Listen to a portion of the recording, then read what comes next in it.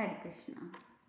वैशंपायन जी कहते हैं, राजन, इस प्रकार द्वारका जाते हुए भगवान श्री कृष्ण को हृदय से लगाकर भरतवंश के श्रेष्ठ वीर शत्रु संतापी पांडव अपने सेवकों सहित पीछे लौटे। अर्जुन ने वृष्णिवंशी प्यारे सखा श्री कृष्ण को बारंबार छाती से लगाया और जब तक वे आंखों से ओझल नहीं हुए तब तक उन्हीं की ओर बराबर देखते रहे। जब रथ दूर चला गया तब पार्थ ने बड़े कष्ट से श्री कृष्ण की ओर लगी हुई अपनी दृष्टि को पीछे लौटाया। किसी से पराजित न होने वाले श्री कृष्ण की भी यही दशा थी। महामना भगवान की यात्रा के समय जो बहुत से अद्भुत शकुन प्रकट हुए वह भी मैं तुम्हें बताता हूँ। उनके रथ के आगे बड़े वेग से हवा आती और रास्ते की धूल, कंकड़ और कांटों को उड़ाकर अलग कर देती। इंद्र श्री कृष्ण के सामने पवित्र एवं सुगंधित जल और दिव्य पुष्पों की वर्षा करते थे।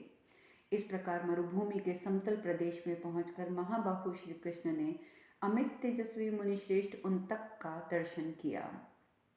विशाल नेत्रों वाले तेजस्वी श्री कृष्ण उनतक मुनि की पूजा करके स्वयं भी उनके द्वारा पूजित हुए। तत्पश्चात उन्होंने मुनि का कुशल समाचार पूछा। उनके कुशल मंगल पूछने पर विप्र प्रवर उनतक ने भी मधुसूदन माधव की पूजा करके उनसे इस प्रकार प्रश्न किया। शूरनंदन, क्या तुम कौरवों और पांडवों के घर जाकर उनमें अविचल भातृभाव स्थापित कर पाए? यह बात मुझे बताओ। केशव, क्या तुम उन वीरों में संधि कराकर लौट रहे हो? वे कौरव पांडव तुम्हारे संबंधी और तुम्हें सदा परम प्रिय रहे हैं। परम तप, क्या तुम पांडु के पांचों पुत्र और धृतराष्ट्र के सभी आत्मजस संसार में तुम्हारे साथ सुखपूर्वक विचर सकेंगे? केशव, तुम जैसे रक्षक एवं स्वामी के द्वारा कौरवों के शांत कर दिए जाने पर अब पांडव नरेशों को अपने राज्य में सुख तो मिलेगा ना? भगवान कृष्ण ने कहा, महर्षि, मैंने पहले कौरवों के पास जाकर उन्हें शांत करने के लिए बड़ा प्रयत्न किया, किंतु वे किसी तरह संधि के लिए तैयार न किए जा सके। जब उन्हें समतापूर्ण मार्ग में स्थापित करना असंभव हो गया तब वे सब के सब अपने पुत्र और बंधु बांधवों सहित युद्ध में मारे गए। महर्षि, प्रारब्ध के विधान को कोई बुद्धि अथवा बल से नहीं मिटा सकता। अनग, आपको तो ये सब बातें मालूम ही होंगी कि कौरवों ने मेरी, भीष्म जी की और विदुर जी की सम्मति को भी ठुकरा दिया। इसीलिए वे आपस में लड़ भिड़कर यमलोक जा पहुंचे। इस युद्ध में केवल 5 पांडव ही अपने शत्रुओं को मारकर जीवित बच गए हैं। उनके पुत्र भी मार डाले गए हैं। धृतराष्ट्र के सभी पुत्र जो गांधारी के पुत्र थे अपने पुत्र और बांधवों सहित नष्ट हो गए हैं। भगवान कृष्ण के इतना कहते ही उनतक मुनि अत्यंत क्रोध से जल उठे और उन्होंने श्री कृष्ण से इस प्रकार कहा, श्री कृष्ण, कौरव तुम्हारे प्रिय संबंधी थे, तथापि शक्ति रखते हुए भी तुमने उनकी रक्षा न की, इसलिए मैं तुम्हें अवश्य शाप दूंगा। मधुसूदन, तुम उन्हें जबरदस्ती पकड़कर रोक सकते थे, पर तुमने ऐसा नहीं किया, इसीलिए मैं क्रोध में भरकर तुम्हें शाप दूंगा। माधव, कितने खेद की बात है, तुमने समर्थ होते हुए भी मिथ्याचार का आश्रय लिया। युद्ध में सब ओर से आए हुए श्रेष्ठ कुरुवंशी नष्ट हो गए और तुमने उनकी अपेक्षा कर दी। श्री कृष्ण ने कहा, भृगुनंदन, मैं जो कुछ कहता हूँ उसे विस्तार पूर्वक सुनिए। भार्गव, आप तपस्वी हैं, इसीलिए मेरी अनुनय विनय स्वीकार कीजिए। मैं आपको अध्यात्म तत्व सुना रहा हूँ, उसे सुनने के पश्चात यदि आपकी इच्छा हो तो आप मुझे शाप दीजिएगा। तपस्वी पुरुषों में श्रेष्ठ महर्षि, आप ये याद रखिएगा कि कोई भी पुरुष थोड़ी सी तपस्या के बल पर मेरा तिरस्कार नहीं कर सकता। मैं नहीं चाहता कि आपकी तपस्या नष्ट हो जाए। आपका तप और तेज बहुत बड़ा हुआ है। आपके गुरुजनों को भी सेवा से संतुष्ट किया है। द्विश्रेष्ठ, आपने बाल्यावस्था से ब्रह्मचर्य पालन किया है। ये सारी बातें मुझे अच्छी तरह ज्ञात हैं, इसीलिए इतने कष्ट सहकर संचित किए हुए अपने आपके तप का मैं नाश नहीं करना चाहता। इस प्रकार श्री कृष्ण और उनतक का समागम विषयक 53वां अध्याय पूर्ण हुआ। उनतक ने कहा, केशव, तुम यथार्थ रूप से उत्तम अध्यात्म तत्व का वर्णन करो, उसे सुनकर मैं तुम्हारे कल्याण के लिए आशीर्वाद दूंगा अथवा शाप प्रदान करूंगा। श्री कृष्ण ने कहा, ब्रह्मर्षि, आपको ये विदित होना चाहिए कि तमोगुण, रजोगुण, सत्वगुण ये सभी भाव मेरे ही आश्रित हैं। रुद्रों और वसुओं को भी आप मुझसे ही उत्पन्न जानिए। संपूर्ण भूत मुझ में हैं और संपूर्ण भूतों में मैं स्थित हूँ। इस बात को आप समझ लीजिए, इसमें आपको संशय नहीं होना चाहिए। संपूर्ण दैत्यगण, यक्ष, गंधर्व, राक्षस, नाग और अप्सराओं को मुझसे ही उत्पन्न जानिए। विद्वान लोग जिसे सत, असत, अव्यक्त, वक्त, शर, अक्षर कहते हैं, वे भी मेरे ही रूप हैं। चारों आश्रमों में जो भी 4 प्रकार के धर्म प्रसिद्ध हैं, जो संपूर्ण वेदोक्त कर्म हैं, वह मेरा ही स्वरूप है। भृगुश्रेष्ठ, ओमकार से आरंभ होने वाले चारों वेद मुझे ही समझिए। बड़े बड़े यज्ञों में उद्गाता और उच्च स्वर में समागम सामगान करके मेरी ही स्तुति कर दी जाती है। ब्राह्मण प्रायश्चित कर्म में शांति पाठ और मंगल पाठ करने वाले ब्राह्मण सदा मुझ विश्वकर्मा का ही स्तवन करते हैं। तुम्हें मालूम होना चाहिए कि संपूर्ण प्राणियों पर दया करना रूप जो धर्म है, वह मेरा परम प्रिय ज्येष्ठ पुत्र है। मेरे मन में उसका प्रादुर्भाव उत्पन्न हुआ है। भार्गव, उस धर्म में प्रवृत्त होकर जो पाप कर्मों से निवृत्त हो गए हैं, ऐसे मनुष्यों के साथ मैं सदा निवास करता हूँ। साधु शिरोमणि, मैं धर्म की रक्षा और स्थापना के लिए तीनों लोकों में बहुत सी योनियों में अवतार धारण करके उन रूपों और वेशों द्वारा तदनुरूप बर्ताव करता हूँ। मैं ही विष्णु, मैं ही ब्रह्मा, मैं ही इंद्र हूँ। संपूर्ण भूतों की उत्पत्ति और प्रलय का कारण भी मैं हूँ। अधर्म में लगे हुए सभी मनुष्यों को दंड देने वाला और अपनी मर्यादा से कभी च्युत न होने वाला ईश्वर मैं हूँ। जब जब युग का परिवर्तन होता है, तब तब मैं प्रजा की भलाई के लिए भिन्न भिन्न योनियों में प्रविष्ट होकर धर्म मर्यादा की स्थापना करता हूँ।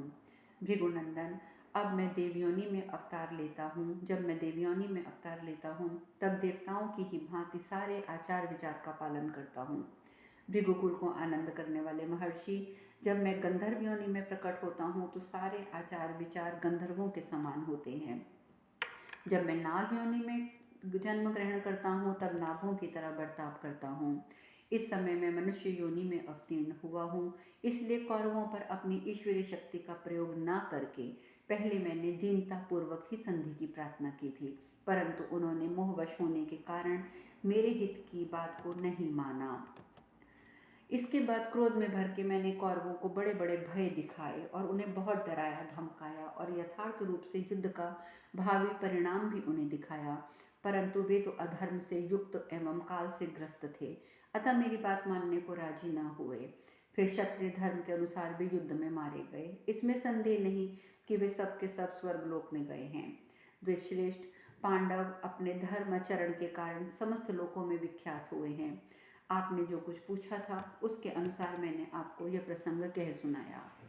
इस प्रकार श्री महाभारत अश्वमेध आदि पर्व के अंतर्गत अनुगीता पर्व में उत्तंक के उपाख्यान में श्री कृष्ण का वचन विषयक 54वां अध्याय पूर्ण हुआ। उन्तक ने कहा, जनार्दन, मैं ये जानता हूँ कि आप संपूर्ण जगत के कर्ता हैं। निश्चय ही ये आपकी कृपा है। आपने मुझे अध्यात्म तत्व का उपदेश दिया, इसमें संशय नहीं है। शत्रुओं को संताप देने वाले अच्युत, अब मेरा चित्त अत्यंत प्रसन्न और आपके प्रति भक्ति से परिपूर्ण हो गया है, अतः इसे शाप देने के विचार से आप निवृत्त समझिए।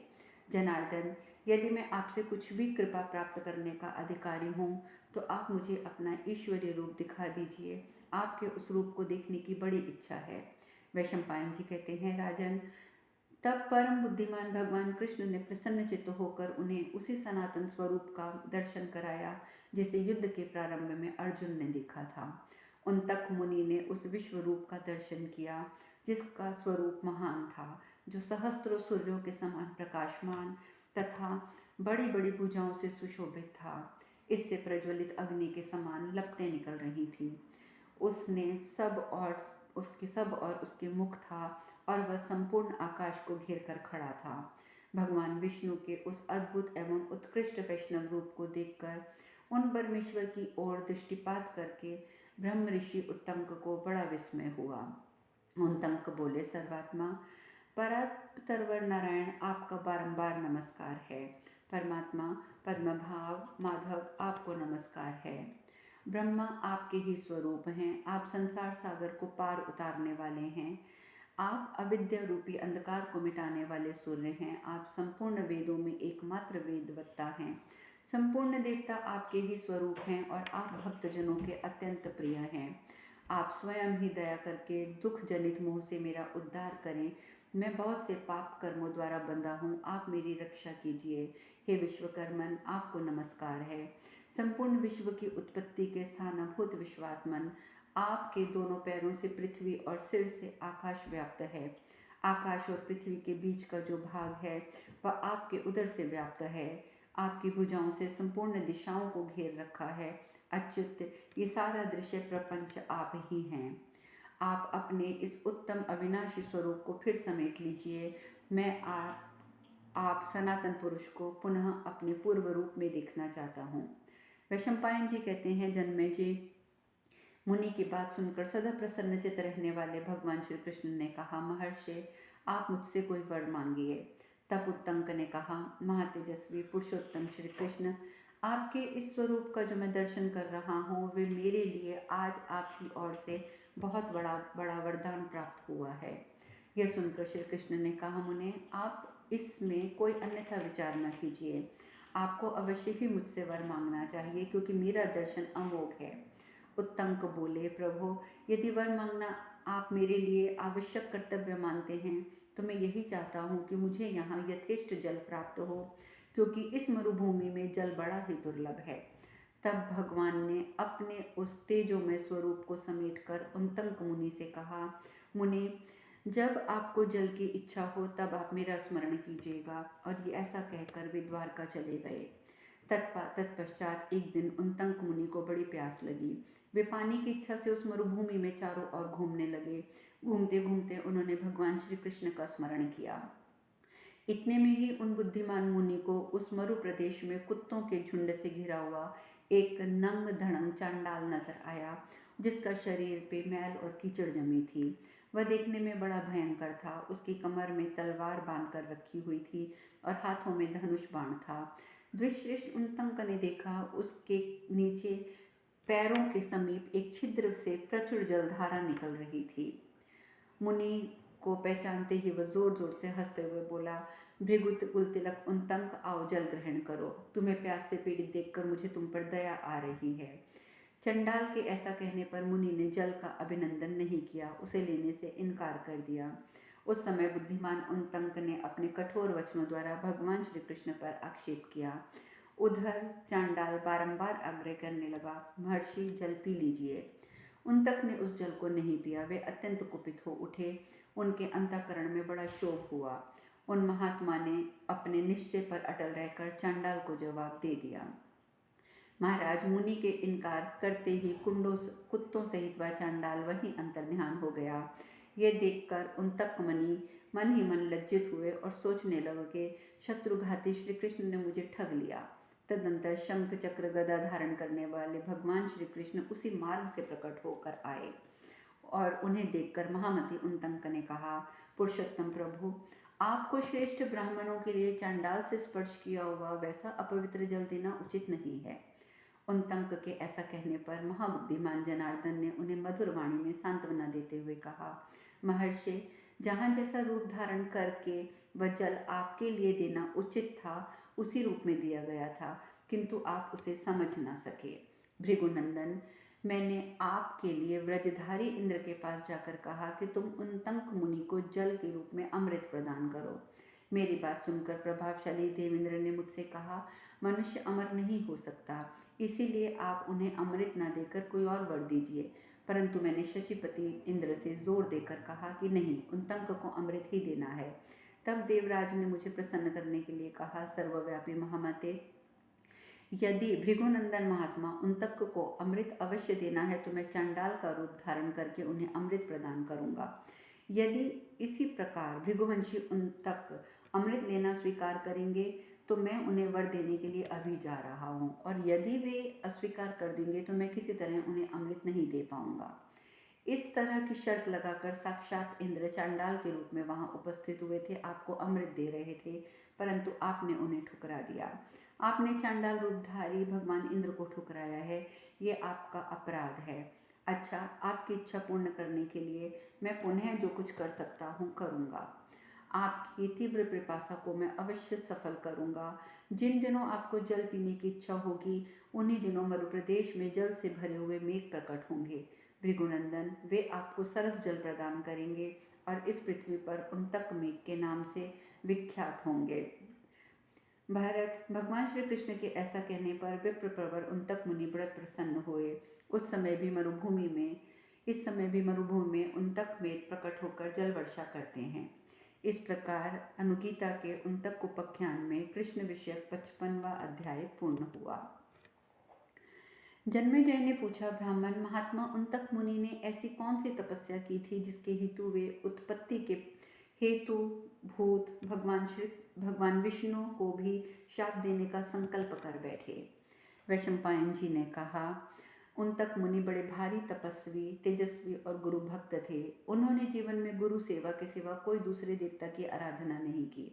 जब तक वे गुरुकुल में रहते थे, उन दिनों सभी ऋषि कुमारों के मन में ये अभिलाषा होती थी कि हमें भी उन्तक के समान गुरु भक्ति प्राप्त हो। जन्मेजय, गौतम के बहुत से शिष्य थे, परंतु उनका प्रेम और स्नेह सबसे अधिक उन्तक में था। उन्तक के इंद्रिय संयम, बाहर भीतर की पवित्रता, पुरुषार्थ, कर्म और उत्तमोत्तम सेवा से गौतम बहुत प्रसन्न हुए। उन महर्षि ने अपने सहस्त्रों शिष्यों को पढ़ाकर घर जाने की आज्ञा दे दी, परंतु उन्तक पर अधिक प्रेम होने के कारण वे उन्हें घर जाने की आज्ञा नहीं दे सके। क्रमशः उन महामनि उन्तक को वृद्धावस्था प्राप्त हुई, किंतु वे गुरुवत्सल महर्षि ये नहीं जान सके कि मेरा बुढ़ापा आ गया है। राजेंद्र, एक दिन उन्तक मुनि लकड़ियां लेने के लिए वन में गए। वहां वे काठ से उनका बड़ा बोझ उठा लाए। बोझ भारी होने के कारण वे थक गए। उनका शरीर लकड़ियों के भार से दब गया था। वे भूख से पीड़ित हो रहे थे। जब आश्रम आकर उस बोझ को वे जमीन पर गिराने लगे, उस समय चांदी की तार की भांति सफेद रंग की उनकी जटा लकड़ी में चिपक गई थी, जो उन लकड़ियों के साथ जमीन पर गिर पड़ी। भरत, भार से वे पिस गए थे। भूख से उन्हें व्याकुल कर दिया था, अतः अपनी उस अवस्था को देखकर वे आर्त स्वर में रोने लगे। तब कमल दल के समान प्रफुल्ल मुख वाले विशाल लोचना परम सुंदरी धर्मज्ञ गुरुपुत्री ने पिता की आज्ञा पाकर विनीत भाव से सिर झुकाए हुए वहां आई और हाथों में उसने मुनि के आंसू ग्रहण किए।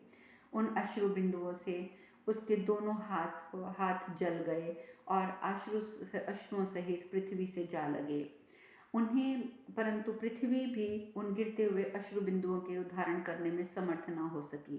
फिर गौतम ने प्रसन्न चित्त होकर विप्र प्रवर उन्तक से पूछा, बेटा, आज तुम्हारे मन में शोक से व्याकुलता क्यों छा रही है? मैं इसका यथार्थ कारण सुनना चाहता हूँ। निसंकोच होकर कहो। उन्तक ने कहा, गुरुदेव, मेरा मन सदा आप में लगा रहा।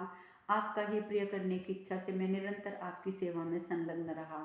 मेरा संपूर्ण अनुराग आप में ही रहा है और आपकी ही भक्ति में तत्पर रहकर मैंने ना तो लौकिक सुख को जाना, ना मुझे आए हुए उस बुढ़ापे का पता चला।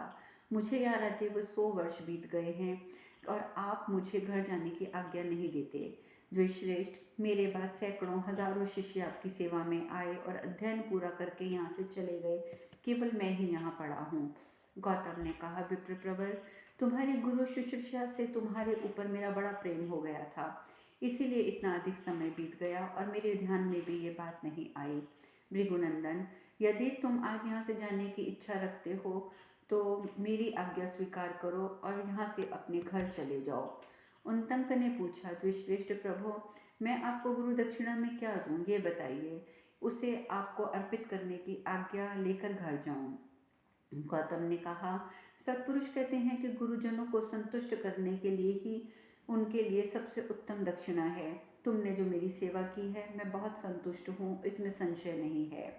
इस तरह तुम मुझे पूर्ण संतुष्ट जानो। यदि आज तुम 16 वर्ष के तरुण हो जाओ तो मैं तुम्हें पत्नी रूप से अपनी कुमारी कन्या अर्पित करूंगा, क्योंकि इसके सिवा कोई स्त्री तुम्हारे तेज को सह नहीं सकेगी।